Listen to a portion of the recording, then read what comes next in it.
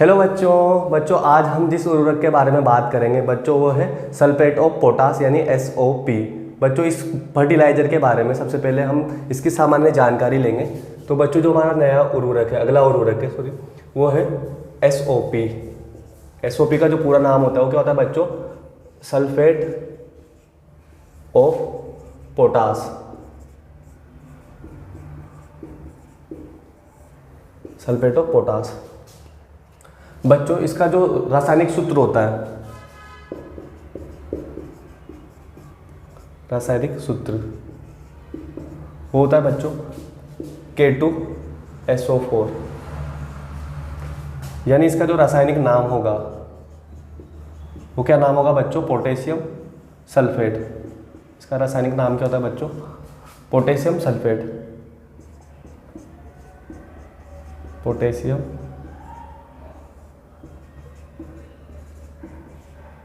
Sulphate. बच्चों जैसे हमने देखा था ना, MOP क्या था? सस्ता होता था तो उसको ज़्यादा उपयोग में लेते थे। ये क्या होता है? महंगा उर्वरक होता है बच्चों। उसकी तुलना में क्या होता है? ये महंगा उर्वरक होता है। बच्चों जैसे MOP का निर्माण किससे करते थे? जो सिल्वाइट और कार्नेलाइट जो खनिज होते थे उनका बच्चों वो जो पल्लवन किया जाता और उनका क्रिस्टलीकरण के द्वारा किसका निर्माण किया जाता था? MOP का निर्माण किया जाता था। उसी प्रकार बच्चों यहाँ पे क्या होता है? जो लैंगविनाइट खनिज होता है, लैंगविनाइट खनिज जो होता है, लैंगविनाइट खनिज क्या होता है बच्चों? K2SO4.2mgSO4। इसका रासायनिक सूत्र क्या होता है लैंगविनाइट का? K2SO4.2mgSO4। तो बच्चों इस खनिज की जब अभिक्रिया किससे कराई जाती है बच्चों? KCl से। इसकी अभिक्रिया किससे कराई जाती है? KCl से। तो किसका निर्माण होता है बच्चों? SOP का। या फिर बच्चों दूसरा तरीका क्या होता है? KCl की अभिक्रिया अगर किससे करवाई जाए? H2SO4 से, यानी सल्फ्यूरिक अम्ल से। सल्फ्यूरिक अम्ल से। तो बच्चों ये भी याद रख लेना, ये 1 मार्क्स में पूछा जा सकता है। सल्फ्यूरिक अम्ल से जब इसकी अभिक्रिया करवाई जाए तो बच्चों किसका निर्माण करेगा? इसको प्लस माइनस में तोड़ दो बच्चों, ये प्लस ये माइनस, ऐसे प्लस में माइनस में टूटेगा और जोड़ो इसको, तो क्या बनेगा बच्चों? यहाँ से K2SO4 यानी SOP का निर्माण होता है बच्चों। सल्फेट ऑफ पोटास का निर्माण होता है। साथ में यहाँ से 2 HCl बाहर निकल जाएंगे, 2 HCl। इसके बाद हम क्या देखेंगे? इसका संगठन यानी कंपोजिशन। तो बच्चों वही जो उर्वरक नियंत्रण अध्यादेश, बच्चों उर्वरक नियंत्रण अध्यादेश किस लिए आया था? कि बच्चों जो उर्वरक है, ठीक है, उनके अंदर ये पोषक तत्वों की मात्रा को नियंत्रित करने के लिए, है ना। क्योंकि बच्चों क्या है, अगर खनिज ये जो आप उर्वरक होते हैं इनको ज़्यादा मात्रा में उपयोग में लोगे तो मृदा को खराब भी करते हैं, ठीक। तो इसके अनुसार बच्चों क्या होता है? जो नमी होती है, नमी अधिकतम, यानी बच्चों इससे ज़्यादा नमी नहीं होनी चाहिए। ये कितनी होती है बच्चों इसके अंदर? 1.5%, यानी इससे ज़्यादा नहीं होनी चाहिए। दूसरी चीज़ बच्चों, इसके अंदर जो पोटास मिलेगा, इसके अंदर जो पोटेशियम मिलेगा कुल, वो बच्चों होता है 48%, ठीक है। तो 48 से 52% के आसपास होता है, तो अपन इसमें ले रहे हैं 48%। इसके अंदर बच्चों जो सोडियम का परसेंटेज होता है, सोडियम का जो परसेंटेज, ठीक है, तो बच्चों ये क्या है? मिनिमम, न्यूनतम, यानी इतनी तो होनी चाहिए 48%। तो जो अधिकतम, सोडियम अधिकतम कितना प्रतिशत था बच्चों इसके अंदर? 2%। साथ में बच्चों थोड़ी बहुत इसके अंदर क्लोरीन भी आ जाती है, ठीक। तो इसके अंदर जो क्लोरीन का प्रतिशत होता है मैक्सिमम यानी अधिकतम बच्चों, यानी इससे ज़्यादा नहीं होनी चाहिए। 2.5% से ज़्यादा, यानी 2.5% से ज़्यादा नहीं होनी चाहिए। बच्चों ये जो उर्वरक होता है ये कैसा उर्वरक होता है? क्लोराइड रहित या क्लोराइड विहीन उर्वरक, पोटेशिक उर्वरक, क्लोराइड है पोटेशिक उर्वरक। हमने पोटेशिक उर्वरक को बच्चों 2 भागों में बांटा था ना, एक क्लोराइड सहित यानी जिसमें क्लोराइड मिलता है, क्लोराइड युक्त, और एक दूसरे क्या होते हैं? क्लोराइड रहित पोटेशिक उर्वरक। तो ये क्या होता है? क्लोराइड रहित पोटेशिक उर्वरक। बच्चों इसके बाद है इसके नेक्स्ट इसके गुण, सल्फेट ऑफ पोटास यानी SOP के गुण। बच्चों ये कैसा होता है, क्रिस्टलीय होता है।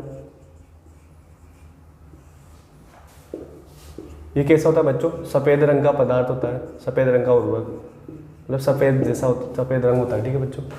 इसके अलावा बच्चों क्या होता है, जल में शीघ्र घुलनशील, जल में घुलनशील।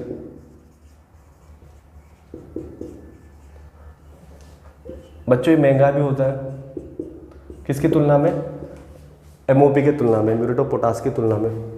इसके अंदर बच्चों जो 48 से 52 बोल दो या 50% के आसपास क्या मिलता है बच्चों, इसके अंदर पोटास मिलेगा।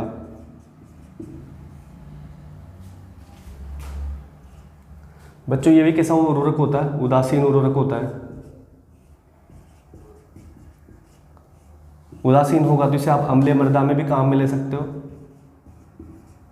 और क्षारीय में भी, ठीक है। लेकिन बच्चों जैसे हमने देखा था ना, सारे मृदा में उपयोग में नहीं ले सकते थे ज़्यादा, ठीक है। तो इसको बच्चों जो चूना युक्त जो सारे मृदा होती है उसमें उपयोग में ले सकते हो उसकी जगह। इसके अलावा बच्चों ये क्या होता है, शीघ्र पादपों को क्या होगा, शीघ्र प्राप्त हो जाएगा, ठीक है। पादपों को क्या हो जाता है बच्चों, शीघ्र प्राप्त हो जाता है। इसके अलावा बच्चों इसमें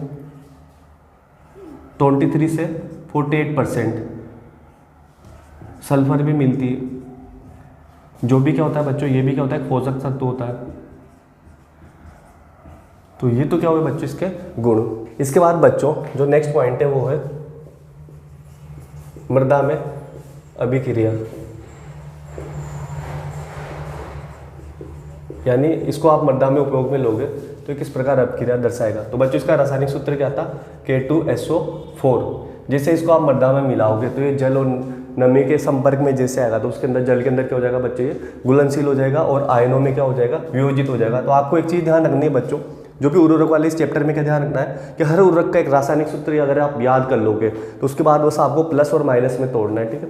तो किस में टूटेगा बच्चों, ये तो आगे वाला पार्ट तो धन आयन में टूट जाएगा, यानी 2K+ पोटेशियम आयन में, और ये किस में टूट जाएगा, सल्फेट आयन में। यानी बच्चों ये तो पोटेशियम आयन में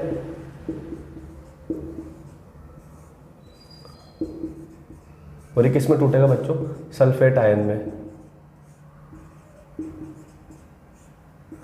तो बच्चों ये जो सल्फर या सल्फेट आयन ये पादप ग्रहण कर लेंगे, और ये पोटेशियम है इसको भी पादप क्या कर लेंगे, ग्रहण कर लेंगे। या फिर क्या होगा बच्चों, ये जो मृदा कोलोइड होता है जिस पर ऋणावेश होता है, इस पर जैसे मान लो हम क्या जोड़ रहे हैं, कैल्शियम है मान लो, तो ये पोटेशियम यहाँ आके क्या करेगा, इसको बच्चों आयन विनिमय करेगा, ये इसकी जगह आ जाएगा, ठीक है। और यहाँ से कैल्शियम हट जाएगा, कैल्शियम हट किसके साथ जुड़ा जाएगा बच्चों, सल्फेट जो है इसके साथ जुड़ जाएगा, ठीक है। वो क्या बना लेगा, ये तो देखो सोइल कोलोइड पे, मृदा कोलोइड पे क्या बन जाएगा, मृदा कोलोइड पे। इसको आयन विनिमय का मतलब क्या है बच्चों, इस आयन को इस आयन ने क्या कर दिया, यहाँ से प्रतिस्थापित कर दिया है, तो यहाँ कौन जुड़ जाएगा, K+, और यहाँ से कौन निकल जाएगा, कैल्शियम आयन। ये कैल्शियम आयन बच्चों किसके साथ जुड़ जाता है, इस सल्फेट के साथ, क्योंकि इसके साथ सल्फेट भी ना, तो क्या बना लेगा, या फिर इसको इस तरीके से लिख सकते हो और लगा के कैल्शियम सल्फेट। और बच्चों कैल्शियम सल्फेट क्या होता है, जल में घुलनशील होगा, पादप क्या कर लेंगे, इससे कैल्शियम और सल्फर ग्रहण कर लेंगे, ठीक। तो इस तरह से इसकी क्या होती है, मृदा में अभिक्रिया होती है। बच्चों कैसा उर्वरक है, उदासीन उर्वरक है। उदासीन होने की वजह से बच्चों ये मृदा को न तो अम्लीय बनाएगा, नहीं क्षारीय बनाएगा।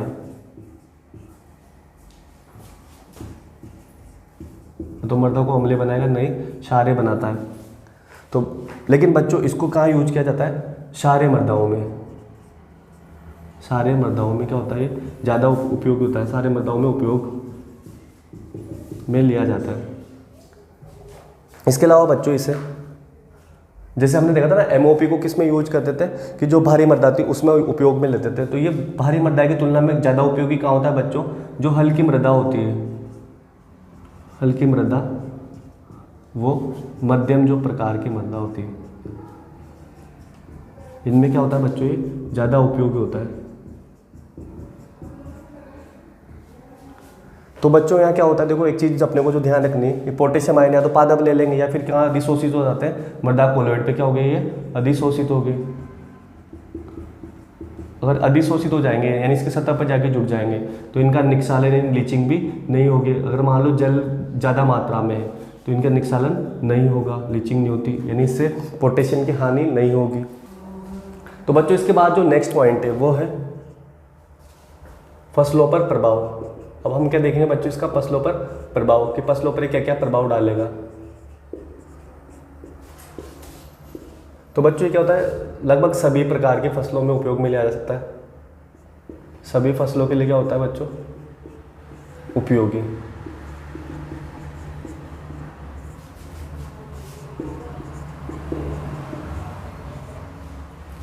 इससे बच्चों जो फसलों को जो पोटेशियम मिलता है वो किस आयन के रूप में मिलता है बच्चों, K+ आयन के रूप में।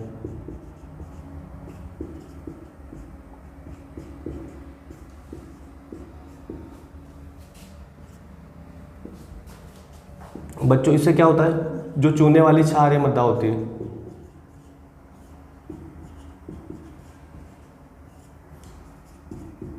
उसमें क्या होता है बच्चों, ये ज़्यादा उपयोगी होता है।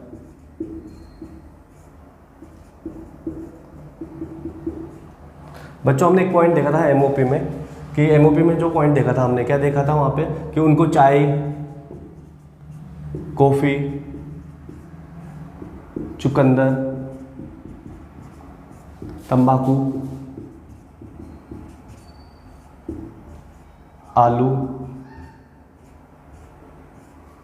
इस तरह की जो फसलें थी उसमें बच्चों हम एमओपी को यानी म्यूरेट ऑफ पोटाश को उपयोग में नहीं ले रहे थे, क्योंकि उसमें जो क्लोराइड आयन था वो इनको क्या पहुंचाता है, हानि पहुंचाता है। तो इन फसलों में बच्चों ये पूछा जा सकता है आपसे कि इन जो फसलें हैं इनमें कौन सा उर्वरक काम में लिया जाता है, तो क्या बताओगे, सल्फेट ऑफ पोटाश, SOP।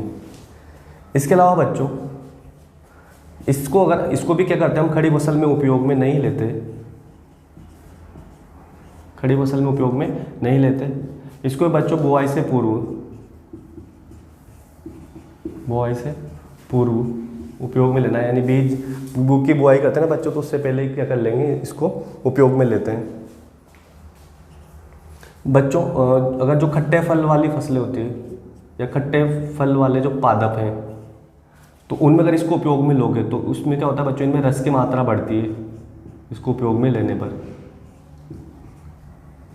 इसके अलावा बच्चों इस उर्वरक को यानी सल्फेट ऑफ पोटाश को अगर आप मृदा में उपयोग में लोगे तो ये क्या करता है, उत्पादकता यानी पादप की उत्पादकता, वो गुणवत्ता को क्या करता है बच्चों, बढ़ाता है। इसके अलावा बच्चों इसको कहाँ ही उपयोग में लेते हैं, कि जिन फसलों पे क्या होता है, फल नहीं आते मान लो,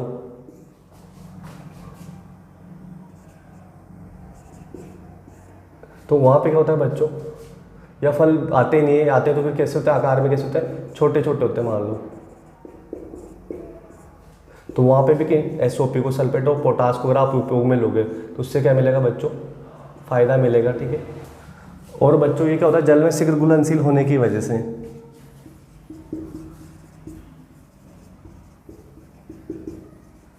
शीघ्र घुलनशील होता है जल के अंदर, तो इस वजह से बच्चों क्या हो जाएगा, पादपों को या फसलों को क्या हो जाएगा, शीघ्र प्राप्त हो जाएगा, प्राप्त हो जाएगा।